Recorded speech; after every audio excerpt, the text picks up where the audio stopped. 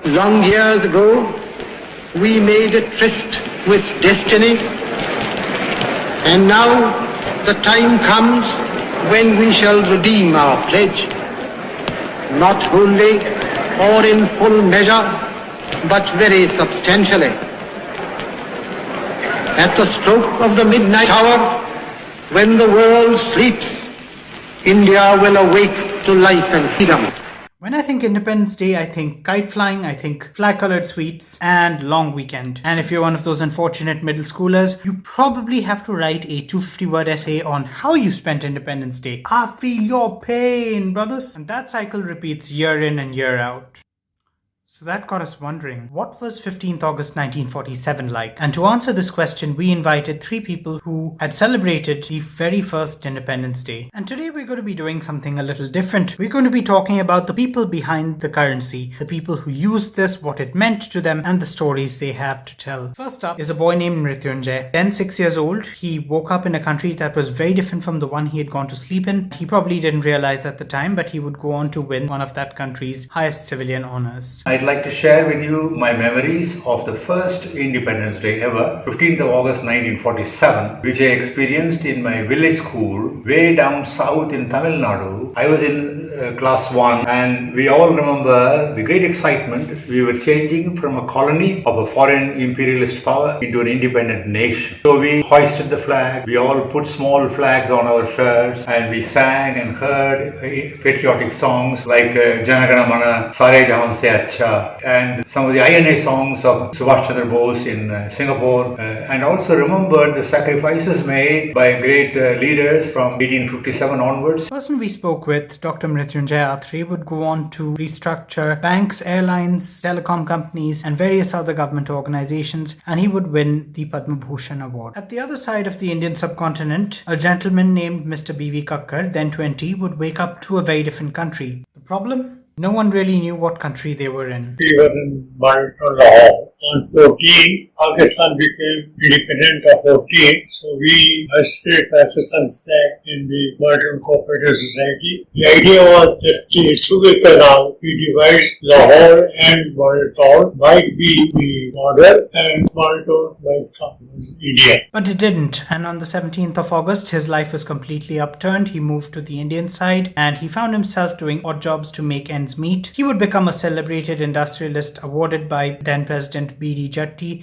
His wife would become the first lady mayor of Ghaziabad. But for a lot of families, this was a period of struggle. Financial resources were very few, and something like 1 rupee would have meant a lot. And 6-year-old Krishan Kalra got to see that sacrifice firsthand. My father was a fairly prosperous entrepreneur in undivided India. He had a good business running, he had a factory, and to top it all, the British government had also appointed him an honorary magistrate, which meant all the trappings of a good life. Almost overnight, the family was impoverished. In the aftermath of the partition of the country on 15th August 1947, our family of 6, 4 siblings and parents, landed up in a refugee camp in Birla Mandir. After spending a couple of months of miserable existence there, the family did get its act together and started rebuilding life. My father and his 2 brothers started a business and they were working hard at it. Inevitably, the rest of the family had to make sacrifices. One of them was that I was withdrawn from a good English medium school and put into a municipal board school where the fee was only a quarter of a rupee per month. We carried our takhtis on which we wrote with reed pens and all that. Second thing that happened was that my brother, who was doing his BSc final at Rohtak University, had to abandon his studies and joined the Indian Military Academy at Dehradun. In 2 years' time, he got his commission, and that meant that rather than the family having to spend